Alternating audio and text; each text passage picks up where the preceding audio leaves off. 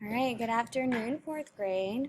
We're going to continue reading our story, Set, Envious God, but today we're going to focus on figurative language and how the author uses figurative language to reveal Set's character.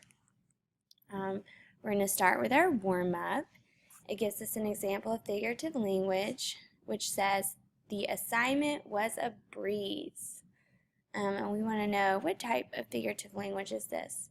If I go down to my definitions, I'm thinking, first I'm going to ask myself, is the author comparing anything? Well, yeah, the author is comparing the assignment to a breeze. Okay? And so now I'm thinking, okay, is it a simile or a metaphor? Well, the author doesn't use the word like or as, so it must be a metaphor. So for A, I would say this phrase is a metaphor because the author compares the assignment to a breeze. Press pause to write down your answer and play when you're ready for B. And we could say, what's the author trying to communicate? Well, the author is trying to say that the assignment was really easy. Press pause to write down your answer and play when you're ready for the focus question. It says, how does the author use figurative language to reveal Set's character?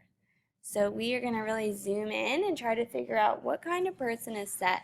I know you already have an idea from what we were reading yesterday. And then let's go to our vocabulary. We need an example of a simile that compares two things using like or as.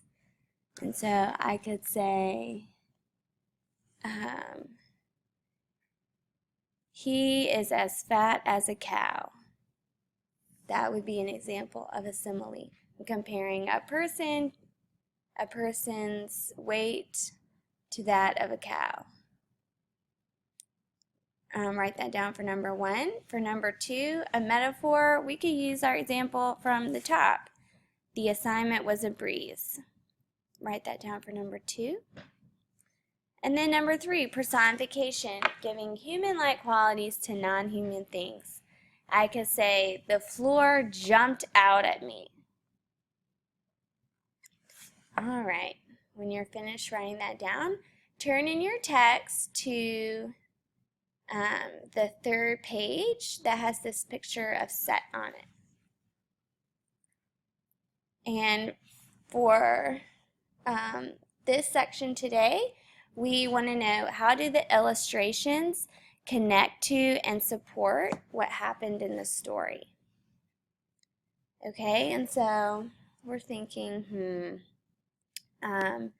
let's first zoom in on this illustration. And so we have Set, and we know he is, looking over Usir and Aset, and these are, some Egyptian people that are, looking up at Usir, and we know he has this like fire in his stomach,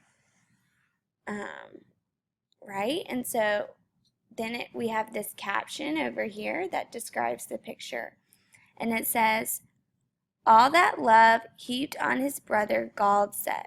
Alas, he couldn't think of anything else. He couldn't enjoy ordinary things. He couldn't love anymore. Okay, so because Set is so jealous of Usir and Impu and Aset and the Egyptian people, he can't enjoy his life. He's not capable of loving anyone. And so the author includes this illustration on page 3 to show, just to give us another example of how jealous Set is. How jealous Set is of Usir. The author, write this down for box 1. The author is showing how jealous Set is of Usir. All right, and box 2 asks, why does the author portray Set as the larger character? And so I'm thinking, well, a lot of times when authors make words or pictures bigger than other words and pictures, it's because they want you to know that the person who is bigger in the picture, or the person that stands out the most, they did that on purpose to let you know, like, this person is important. And so that gives us a clue, like, Set's jealousy is an important part of the story. The fact that he's envious of Ysir is a very important part of the story, and that's why the author made Set so large in this picture. So for number 2, you could write, the author portrays Set as the larger character because the author wants to communicate that Set's jealousy of Ysir is very important in the story. Press pause to write down your answer and play when you're ready for 3A. It asks us, how does the author portray the other characters in relation to Set? And so we know all the other characters are smaller than Set. And if you notice, if you look at their eyes, none of the other characters are looking at Set. All of the characters are looking at Ysir. And so for 3A, we would say the author portrays all of the other characters smaller than Set. And none of those characters are looking at Set. They are all looking at Ysir. Press pause to write down your answer and play when you're ready for 3B. It asks, why does no one seem to notice Set yet? What's the author trying to communicate to the reader? Well, no one notices Set because everyone loves Ysir. They think he's a great king.